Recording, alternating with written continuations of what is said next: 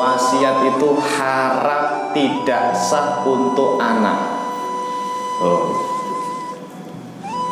Nabi SAW pernah bersabda, la wasiyata liwarisin. Itu hadis itu Pak. La wasiyata liwarisin. Tidak boleh ada wasiat untuk anak. Kalau mau ngasih anak itu jangan wasiat. Apa? Hibah.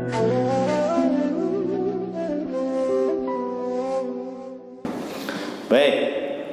Sekarang yang ketiga, mengapa kita belajar ilmu waris? Karena kata para ulama, belajar ilmu waris berarti sama seperti mengamalkan Al-Quran. Belajar ilmu waris sama seperti mengamalkan isi Al-Quran. Bapak Ibu tahu apa pahala orang yang mengamalkan isi Al-Quran? Salah satunya apa? Nih, kata Nabi SAW, nanti di akhirat, di padang mahsyar itu Pak Bu, ada dua orang tua, suami istri lah ya, suami istri, itu dipanggil oleh Allah, kemudian diberikan mahkota, pakaian yang apa namanya, yang mentereng lah, pakaian yang indah ya, dapat mahkota, dia mendapatkan kemuliaan. Ini dua orang tua ini, bapak ibu ya, suami istri mendapatkan apa? Kemuliaan dari Allah Subhanahu wa ta'ala. Gara-gara apa Pak Bu? Gara-gara apa? Gara-gara anaknya man qara'al Qur'ana wa amila bima fihi albasallahu walidayhi tajan yaumal qiyamah. Kata Rasulullah sallallahu alaihi wasallam, siapa yang membaca Al-Qur'an, catat nih, membaca Al-Qur'an, apalagi hafal Qur'an, tapi wa amila bima fihi, lalu mengamalkan isi Al-Quran, maka albasallahu walidayhi, Allah akan berikan pakaian kepada kedua orang tuanya, mahkota, Allah berikan mahkota kepada kedua orang tuanya yaumal qiyamah, besok pada yaumil qiyamah, di akhirat. Tuh. Jadi yang baca Quran, apalagi hafal ya, baca apalagi hafal. Orang hafal tuh sudah otomatis membaca Al-Quran. Tapi Pak Bu, mohon maaf, poinnya bukan dibacanya, poinnya bukan dihafalnya. Poin besarnya adalah setelahnya. Setelah Anda baca, setelah Anda hafal Quran, tuh diapain tuh hafalannya, diapain tuh bacaannya? Wa amila bima fihi, diamalkan. Berarti kuncinya Bapak Ibu, kalau ingin dapat mahkota, itu kuncinya itu dua, baca atau menghafal Quran, yang kedua diamalkan isinya. Nah, salah satu isi Al-Quran itu tentang waris. Surat apa itu waris di Al-Quran? Surat An-Nisa ayat berapa Pak? Ayat 3. Poligami itu ayat 3. Ayat 11 An-Nisa ayat 11, 12 ya, ayat 11, 12 itu tentang waris ya, ilmu waris. Berarti yang baca Al-Quran lalu mengamalkan ini hukum waris, itu besok Pak, orang tuanya yang meninggal, wah, di akhirat dapat penghargaan. Padahal di dunia biasa-biasa saja orangnya, tapi gara-gara anak-anaknya mengamalkan hukum waris, orang tua tersebut dapat keutamaan besar. Pengen gak yang seperti itu? Pengen gak? Ya, makanya kalau pengen, ya kita cetak nih anak-anak kita menjadi para ahli Al-Quran. Tapi tidak sekedar ahli baca, ahli hafal ya. Apa? Setelah membaca, setelah menghafal apa? Mengamalkannya. Makanya guru saya bilang begini Pak Bu, yang anaknya belajar Al-Quran, baik itu membaca atau menghafal, kan ada kan rumah tahfidz atau rumah Quran gitu ya Pak ya. Setelah selesai hafalan, setelah selesai baca Quran yang bagus, jangan dulu pulang kalau bisa. Minta sama gurunya, minta sama pesantrennya untuk mengajarkan 3 ilmu. Catat. 1 ilmu tauhid, 2 ilmu fikih, 3 ilmu akhlak. Kenapa 3 ilmu ini Pak Bu? Karena 3 ilmu ini adalah intisari dari Al-Quran. Siapa yang ingin mengamalkan isi Al-Quran, pelajari 3 ilmu itu. Wes pokoknya Al-Quran itu Pak, isinya Pak, inti pelajarannya itu dimasukkan para ulama ke ilmu tauhid, kedua ilmu fikih, ketiga ilmu tentang adab atau akhlak atau tasawuf namanya kalau zaman dulu. Nah 3 ini lah. Saya berharap rumah-rumah tahfidz atau pesantren tahfidz itu tidak hanya menghafal Quran saja. Setelah santri-santrinya hafal Quran, 3 ilmu ini wajib dikuasai dulu, baru boleh pulang. Nah, gitu. Karena kebanyakan itu hanya hafal saja, ya kan? Hanya pinter baca Al-Quran saja. Ya itu sudah bagus ya Pak ya, sudah bagus. Kita tidak menyalahkan, sudah bagus itu. Cuma levelnya dinaikkan lagi gitu loh. Yang tadinya hanya menghafal saja, tambahkan, kuasai berapa tadi? 3 ilmu. 1 ilmu tauhid, 2 ilmu fikih, 3 ilmu akhlak atau tasawuf atau tazkiyatun nufus, tentang adab lah ya, tentang akhlak. Ketiga ini kalau sudah dipelajari dan dikuasai, itu sama seperti dia mengamalkan ayat Quran yang sudah dia hafal. Paham? Ya, karena 3 ilmu itu sumbernya Al-Quran semua itu. Baik. Nah, siapa yang belajar Quran berarti dia mengamalkan siapa yang mengamalkan ilmu waris berarti dia mengamalkan isi Al-Quran. Baik, semoga semuanya Bapak Ibu, putra putrinya atau cucunya semuanya nanti dijadikan oleh Allah termasuk anak yang soleh-solehah, min ahlil Quran wa ahlil khair, penghafal Quran yang juga paham ilmu tauhid, ilmu fikih dan tentang ilmu akhlak. Amin ya rabbal alamin. Kemudian yang keempat ya, yang keempat. Tadi kan 3, ya kan? Sekarang keempat ya. Kenapa kita wajib belajar al-waris? Alasannya supaya menjaga diri dari makan harta haram. Ya, supaya tidak makan harta haram. Lu kok bisa? Contoh. Ada 3 di sini yang saya buat contohnya. Pertama, suami menguasai semua harta istrinya yang meninggal dunia. Jadi ini suami istri punya anak, istrinya meninggal duluan ya, istrinya meninggal duluan. Kebetulan istrinya ini Pak punya tanah, dapat dari orang tuanya mungkin dulu ya. Lah, semua harta istri itu dipakai, dikuasai hanya oleh sang suami saja. Anak-anaknya ya tadi nggak bagi waris lah, ini tidak ada bagi waris. Itu berarti suami itu makan harta haram itu Pak. Ya Allah. Atau dibalik, nomor 2, istri menguasai semua harta suaminya yang meninggal dunia. Jadi ini yang meninggal suami, ya, sang suami meninggal dunia. Lah hartanya banyak. Biasanya suami itu ya punya rumah, punya mobil, punya motor, punya tabungan, apalagi punya kontrakan. Ya, kontrakan pintunya berapa ini? Pintunya 10. Satu rumah pintunya 10. Ya, terus apa lagi? Wah, banyak lah. Lah kok kemudian dikuasai hanya oleh istri saja? Berarti istri itu makan harta haram. Ini banyak yang seperti itu. Ya, na'udzubillah min dzalik. Jangan seperti itu. Ya, jangan seperti itu. Pokoknya kalau ada yang meninggal Pak, langsung bagi waris dengan cara apa tadi? Mencatat angka-angka saja. Kalau bingung, gampang kok, tinggal WA Ustadz Ajib aja, ya kan? Assalamualaikum Ustadz, ini mohon maaf Pak Ustadz, ada tetangga yang meninggal, sang suami. Ini gimana bagi warisnya? Ya, ada apa saja? Ada istri nggak? Ada anak nggak? Ada orang tua nggak? Itu sebutin Pak, sebutin. Biar nanti, oh ya istri sekian, anak sekian. Nah, catatan itu kasih tahu keluarganya, udah dipegang aja catatan tuh. Rumah jangan dijual-jual, tanah jangan dijual-jual, biarin aja. Yang penting punya catatan sudah bagi waris. Itu sudah menjalankan hukum waris itu Pak, sudah. Nanti kalau ada apa-apa, ya tinggal ahli waris itu ngomong sama yang lain. Mohon maaf nih, saya pengen ini jatah saya bisa nggak diduitin gitu. Nah bisa kan, ngomong sama ibunya, ngomong sama kakak-kakaknya.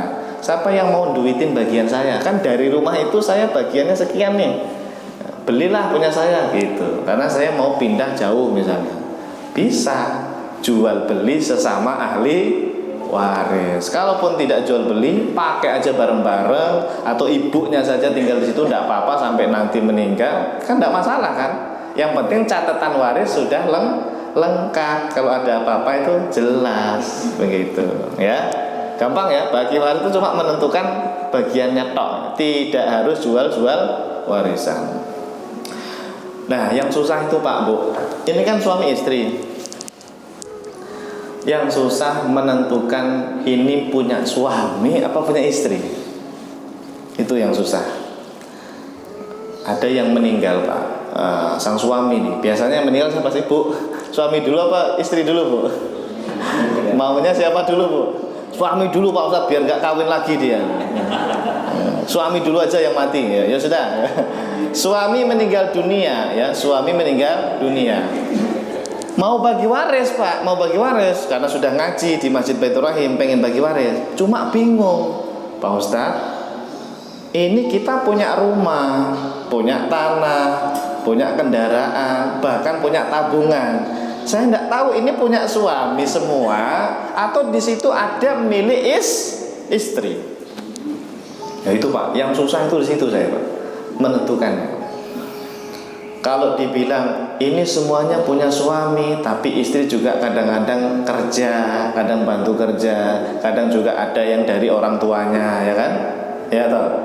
Tanah mungkin punya istri, tapi membangun rumahnya itu bangunannya bisa jadi itu harta dari suami. Kan susah itu Pak, nentuinnya kan? Susah kan? Ya, karena Pak, yang kita bagi waris itu hanya yang milik suami. Yang milik istri tidak boleh dibagi waris. Awas ini, hati-hati. Jadi kalau ada yang meninggal dunia, suami, jangan semuanya dibagi waris. Jangan. Karena belum tentu semuanya milik suami. Contoh. Suami waktu nikah dengan yang istrinya ini, dia nggak punya apa-apa, modal dengkul doang. Modal dengkul. Mohon maaf Bu ya, contoh Bu ya. Sang istri karena orang tuanya kaya ya, dia dikasih tanah, dikasih rumah sama bapak ibunya. Oke, sudah dapat cowok nikah dengan dia, modal apa tadi? Modal dengkul doang Bu ya. Nah, datang menikah, bertahun-tahun menikah sampai kerja, suaminya kerja bisa beli kendaraan, mobil atau motor atau punya tabungan. Lah, ditakdirkan suami meninggal Pak Bu. Suami meninggal dunia duluan ya. Ini permintaan dari ibu ya. Suami aja dulu yang meninggal ya. Apakah pertanyaannya seluruh harta itu dibagi waris atau tidak? Tidak dong. Rumah, tanah dibagi waris enggak? Enggak. Karena apa? Itu milik istri, pemberian dari orang tua istri tadi kan. Suami kan modal dengkul tadi kan. Modal dengkul. Dia ya mungkin sang suami punya apa tadi? Karena dia kerja punya tabungan uang. Karena dia kerja, dia bisa beli kendaraan, mobil atau motor atau apapun. Karena dia kerja, dia mungkin bisa apa? Buat kontrakan misalnya, ya, punya kontrakan, kos-kosan. Nah, yang kita bagi waris itu yang itu saja, yang betul-betul milik si suami. Adapun rumah tanah tadi Bu, jangan dibagi waris Bu ya, karena itu memang milik Anda Bu ya, milik istri ya. Paham maksudnya? Paham Pak Bu? Paham. Itu kalau jelas enak. Yang susah itu nggak jelas. Ini rumah milik suami apa istri ya Pak Ustadz ya? Ya nggak tahu. Kalian dulu gimana nikahnya? Ya, ini punya kendaraan, punya suami apa istri ya? Maka Pak, caranya gini. Saya sering bilang ke jamaah saya, suami istri itu dari sekarang itu rundingan saja. Nah, ini suami bilang ke istrinya ya, Ma atau istriku, kita ini punya rumah, punya tanah, ini mau milik bersama apa milik saya aja? Nah, kalau istri pasti jawabnya apa? Ya milik bersama lah. Biasanya gitu kan? Ya nggak apa-apa Bu, ngomong aja Bu. Yang penting suaminya setuju. Ya wes lah, karena aku cinta padamu, pokoknya rumah ini meskipun aku yang kerja, aku yang capek mati-matian membangun, pokoknya milik bersama. Gitu Bu. Berarti kan sepakat rumah milik bersama. Nanti kalau meninggal dunia suami, jangan semuanya dibagi waris. Berapa? 50% saja yang dibagi waris. Adapun 50% itu milik Anda, Bu. Tapi nanti Anda dapat lagi dari jalur waris 1/8 dari 50%-nya milik suami. Paham nggak? Nah, gitu ya. Ini saya ajarin, Bu, biar Anda dapat banyak. Ya, kalau suaminya bilang begini, "Oh, pokoknya ini rumah punya papa, punya saya. Kan saya yang kerja. Mama mau tinggal di sini aja. Mama saya kasih duit tiap bulan kan, uang belanja itu aja lah. Rumah pokoknya milik papa." Ini, Bu, nanti kalau suami meninggal, itu semuanya dibagi waris. Anda 1/8 dari rumah itu. Kalau tadi dibagi dua dulu, 50% milik suami, 50% milik Anda. Terus Anda dapat lagi 1/8 dari 50%-nya milik suami. Banyakan mana? Banyakan yang ini apa yang tadi, Bu? Banyakan yang ini, Pak Ustaz, ya. Karena dibagi dua dulu kan. Ya. Kalau yang tadi kan nggak dibagi dua, langsung 1/8. Ya. Dianggap milik suami semua rumah itu. Nah, begitu, Pak. Jadi suami istri tolong nih ngomong, ini rumah milik bersama apa milik suami atau milik istri, harus ditentukan. Kalau suami yang jawab milik bersama, Bu, milik bersama, Pak, tanda tangan.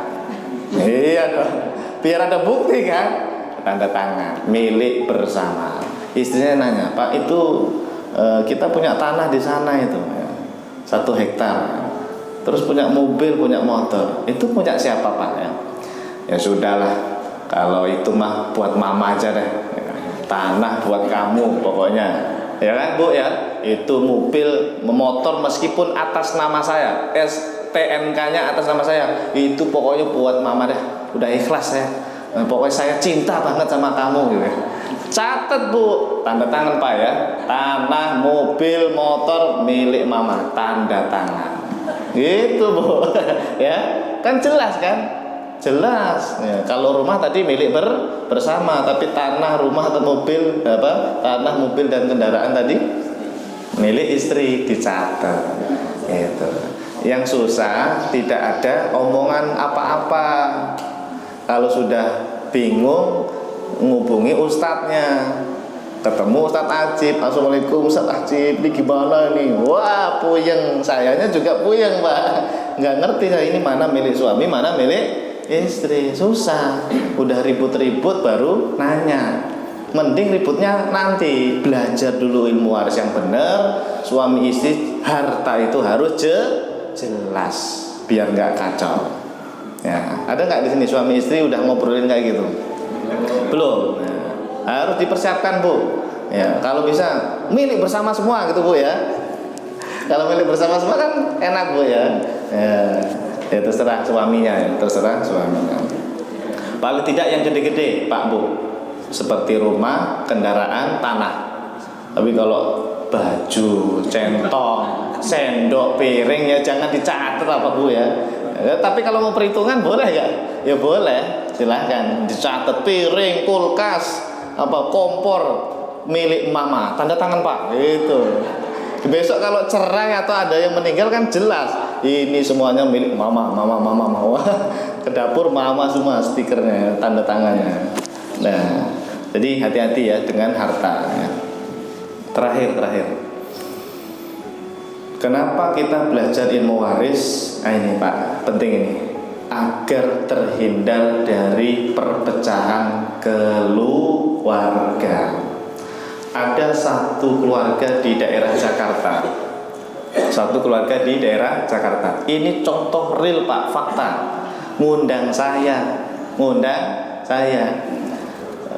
Jadi ada 5 anak, Bu, Pak. 3 cowok, 3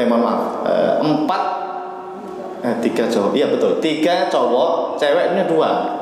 3 cowok, cewek 2. Paling botot ada yang cowok intinya. Paling botot ada yang cowok. Ini 5 ini, Pak, pada berantem gara-gara apa? Rebutan rumah. Apa kasusnya?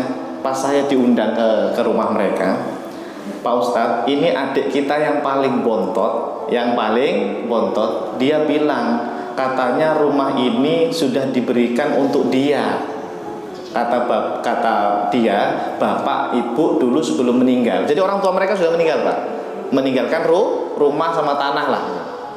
Itu harganya MM-an, Pak, di Jakarta. Jakarta loh ya. Gak tahu kalau di sini berapa ya. Nah, kemudian Pak, si adik bontot cowok ini Pak, cowok, dia tuh megang surat rumah, surat tanah. Dia bilang kepada kakak-kakaknya, ini rumah tanah milik saya. Karena bapak, ibu sebelum meninggal pernah bilang ini untuk saya. Gitu. Nah, yang 4 kakaknya ini berarti mungkin cowok 2, cewek 2 ya. Kan tadi kan cewek 3 ya. Bilang kepada saya, Pak Ustadz, bukannya harta orang tua itu harus dibagi waris ya? Gitu. Harta orang tua itu harus dibagi waris. Lah kok ini kok hanya diambil oleh dia doang? Jadi Pak, 4 orang ini Pak berantem dengan 1 orang. Ya, 4 orang ini berantem dengan 1 orang. Yang ngundang saya yang 4 ini. Yang undang saya itu yang 4 orang ini. Mereka sepakat karena mereka pengennya rumah itu dibagi waris kan ya. Mereka ngundang saya. Nah, akhirnya cerita, Pak Ustadz, ini tadi adik bontot merasa rumah milik dia karena orang tua menghibahkan kepada dia. Saya tanya Pak Bu kepada yang bapak-bapak paling bontot ini, laki-laki, Pak, mohon maaf, dulu almarhum atau orang tua bilangnya gimana?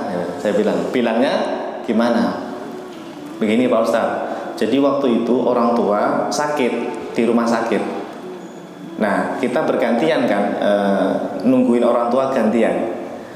Pada saat itu yang gantian nunggu adalah saya waktu itu, ya. Pas bapak sakit, saya yang nunggu, yang apa istilahnya, jagain di rumah sakitnya. Nah, disitulah Pak Ustadz, nggak ada kakak-kakak saya, memang nggak ada karena kan gantian Pak, jaga orang tuanya gantian. Kakak-kakak saya nggak ada karena pada sibuk kerja kan, gantian kita. Pada saat itu Pak Ustadz, bapak bilang kepada saya, pokoknya nanti kalau saya meninggal ya, pokoknya rumah itu buat kamu aja lah, karena kamu anakku paling bontot, ya kan? Anak paling kecil, abang-abangmu juga sudah pada sukses lah ya. Bapak mengira ini cocoknya rumah ini buat kamu saja. Nanti kalau bapak meninggal, rumah ini buat kamu saja. Saya kaget Pak, bapakmu bilang begitu gitu. Bapak Anda bilang begitu? Iya Pak Ustadz, saya bersaksi demi Allah, dia bilang gitu, demi Allah, demi Tuhan katanya. Saya betul-betul mendengar langsung dari bapak bahwa rumah itu untuk saya. Coba ulangi kalimat bapakmu kata. Saya gituin lah. Nanti kalau saya meninggal dunia, rumah ini pokoknya buat kamu. Saya langsung tersenyum Pak. Apa Pak? Nanti. Namanya apa? Kalau saya meninggal, namanya apa itu? Wasiat. Wasiat bukan itu? Wasiat dong. Bapaknya bilang nanti kalau bapak meninggal, itu namanya wasiat bukan? Wasiat, rumah ini untuk kamu. Apakah boleh wasiat untuk anak? Sudah pernah belajar belum? Wasiat itu haram, tidak sah untuk anak. Nabi SAW pernah bersabda, la wasiyata liwarisin. Itu hadis itu Pak. La wasiyata liwarisin. Tidak boleh ada wasiat untuk anak. Kalau mau ngasih anak itu jangan wasiat. Apa? Hibah. Lu bedanya apa? Kalau hibah langsung sekarang itu juga pas masih hidup. Nah, rumah ini buat kamu. Ini kuncinya, ini suratnya. Langsung. Itu namanya hibah. Boleh Pak. Boleh malah. Tapi kalau pakai acara nanti, kalau saya meninggal, malah tidak boleh Pak. Kenapa nggak boleh? Karena kalau meninggal yang berlaku hukum waris. Kalau mau wasiat itu jangan untuk anak, untuk yang lain. Nanti kalau bapak meninggal, rumah itu buat rumah tahfidz aja, buat pesantren, buat dijual duitnya untuk masjid, itu boleh. Yang penting jangan untuk anak. Wasiat itu jangan untuk anak, harus untuk selain anak. Nah, kalau mau ngasih anak itu jalurnya bukan wasiat, tapi hibah. Hibah itu langsung, jangan nunggu nanti meninggal.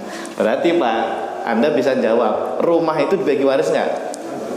Dibagi waris. 4 orang kakaknya tadi, alhamdulillah bisa cicilan rumah lumayan. Iya Pak, emang Pak di Jakarta bisa 2M, rumahnya mewah, rumahnya gede. Jadi rumah itu saya bilang kepada anak bontot, mohon maaf Pak, secara hukum Islam itu wasiatnya itu batal, nggak sah, tidak sah, tidak sah. Meskipun bapakmu bilang tadi kalau nanti meninggal dunia ini rumah buat kamu, itu tetap tidak sah, menyalahi hukum syariat. Karena mungkin bapakmu nggak ngerti hukum wasiat. Jadi gimana Pak Ustaz? Ya rumah ini dibagi waris, saya bilang gitu. Tidak boleh Anda miliki sendiri, tidak boleh. Lemes dia Pak, lemes. Ya, dia sudah senang-senang dapat rumah gede miliaran, tapi ternyata harus dibagi waris. Itu Pak, tadinya berantem itu mereka Pak. 4 orang itu Pak diem-dieman tuh sama adiknya yang bontot tadi itu. Ya Allah, sampai di sana itu berjauh-jauhan duduknya itu ya. Nah untuk bilah minta jangan sampai masalah waris jadi berantem. Nah supaya tidak berantem, supaya tidak pecah ini keluarga, caranya gimana? Belajar ilmu waris. Sekali-sekali Bapak Ibu kalau arisan keluarga, ngumpul keluarga, yang dibahas jangan hanya arisan saja. Yang dibahas jangan hanya apa? Biasanya ngumpul-ngumpul ngapain sih? Ya arisan ya, arisan keluarga atau tahlilan biasanya doa bersama. Sekali-kali bahas hukum waris. Lu memangnya ada yang meninggal? Ya nggak ada. Pokoknya belajar aja, saja supaya keluarga kita, anak, saudara, semua keluarga besar kita itu ngerti. Jangan hanya kita yang ngerti, tapi semuanya harus ngerti hukum waris. Supaya apa? Tidak terjadi perpecahan nanti di masa yang akan datang, begitu. Nah, jadi ini 5 alasan Bapak Ibu kenapa kita belajar ilmu waris. Semoga keluarga kita, anak keturunan kita semuanya diberikan pemahaman tentang hukum waris. Karena ini hukumnya Allah Subhanahu wa ta'ala yang hukumnya wajib untuk diterapkan. Wallahu a'lam bishawab.